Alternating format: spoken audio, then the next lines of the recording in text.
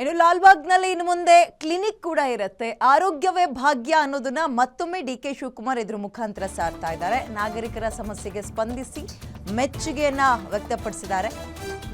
ಇದೀಗ ಅಂದ್ರೆ ನಾಗರಿಕರು ಇಂತಹ ವಿಚಾರಗಳಿಗೆ ಮೆಚ್ಚುಗೆ ವ್ಯಕ್ತಪಡಿಸ್ತಾ ಇದ್ದು. ಇನ್ನು ಮುಂದೆ ಲಾಲ್ಬಾಗ್ನಲ್ಲಿ ಆಂಬ್ಯುಲೆನ್ಸ್ ಇರುತ್ತೆ. ಆಂಬ್ಯುಲೆನ್ಸ್ ಜೊತೆಗೆ ವೈದ್ಯರ ನೇಮಕಕ್ಕೂ ಕೂಡ GBAಗೆ ಸೂಚನೆ ಕೊಟ್ಟಿದ್ದಾರೆ. ಇಷ್ಟು ದಿನ ನುರಿತ ವೈದ್ಯರ ಕೊರತೆ ಲಾಲ್ಬಾಗ್ನಲ್ಲಿತ್ತು. ಇನ್ನು ಮುಂದೆ ವೈದ್ಯರ ಜೊತೆಗೆ ಆಂಬ್ಯುಲೆನ್ಸ್ ಸೇವೆಯೂ ಕೂಡ ಲಭ್ಯ ಇರುತ್ತೆ. ತುಂಬ ಒಳ್ಳೊಳ್ಳೆ ಡಿಸಿಷನ್ ಆಗಿದೆ ಇವತ್ತು ಒಂದು ದಿನ ನಡಿಗೆಯ ಕಾರ್ಯಕ್ರಮದಲ್ಲೇ. ಯಾಕಂದರೆ ಪಾರ್ಕಿಗೆ ಬರುವಂಥವ್ರು ಒಬ್ಬೊಬ್ಬರಿಗೆ ಒಂದೊಂದು ರೀತಿಯ ಸಮಸ್ಯೆಗಳಾಗ್ತಾ ಇರುತ್ತೆ. ಖುದ್ದಾಗಿ ಅವರ ಬಳಿಯೇ ಹೋಗಿ ಸಾಮಾನ್ಯರಲ್ಲಿ ಇವರು ಕೂಡ ಸಾಮಾನ್ಯರಂತೆ ಇವತ್ತು ವಾಕಿಂಗ್ ಮಾಡ್ತಾ ಏನೇನು ಸಮಸ್ಯೆ ಇದೆ ಅಂತ ಕೇಳಿ ಒಂದಷ್ಟು ಕೂತ್ಕೊಂಡು ಅದಕ್ಕೆ ಸೊಲ್ಯೂಷನ್ಸ್ ಕೂಡ ಕೊಟ್ಟು ಬರೋದಿದೆಯಲ್ಲ, ಅದು ಒಬ್ಬ ದಿಟ್ಟ ನಾಯಕನ ಕೆಲಸ. ಅದು ಒಬ್ಬ ದಿಟ್ಟ ನಾಯಕ ಮಾಡಬೇಕಾಗಿರುವಂತಹ ಜವಾಬ್ದಾರಿ. ಅದನ್ನು ಡಿ.ಕೆ. ಶಿವಕುಮಾರ್ ಬಹಳ ಸಮರ್ಥವಾಗಿ ಇವತ್ತು ನಿಭಾಯಿಸಿದಂಗೆ ಕಾಣಿಸ್ತಾ ಇದೆ.